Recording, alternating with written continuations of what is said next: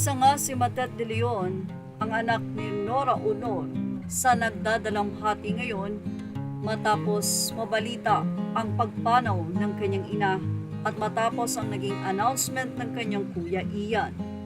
Nakakaiyak ang mensahe ni Matet de Leon. Sa simpleng mensaheng ito ay ramdam na ramdam mo ang panghihinayang, ang pagmamahal na meron si Matet de Leon sa kanyang ina. Well, sa kanyang naging post, narito ang sinabi ni Matet, "I love you, Mommy."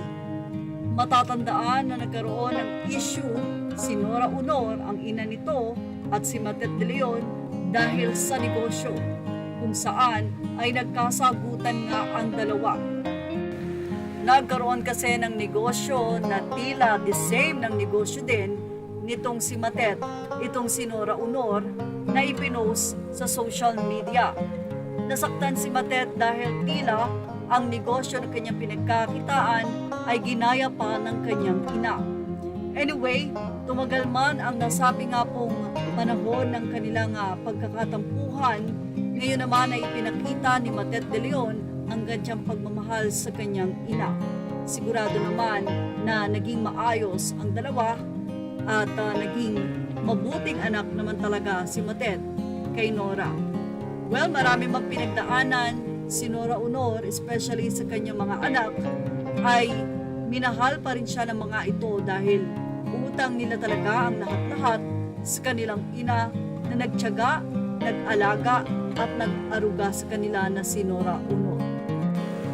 Sa naging pahayag ng anak na si Ian Veneracion, simpleng mensahe na sinabi niyang mahal na mahal siya nito at ng kanyang mga kapatid. Ayon kay Ian, "Mahinga ka na, Mami, alam mo kung gaano ka namin kamahal." Hindi na nga idinitalye pa ni Ian de Leon kung ano ang rason ng pagpanaw ng kanyang ina sa edad ng 71.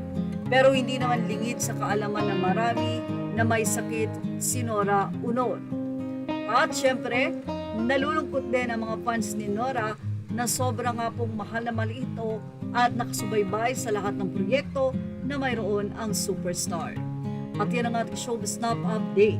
Images are all credit to the rightful owners.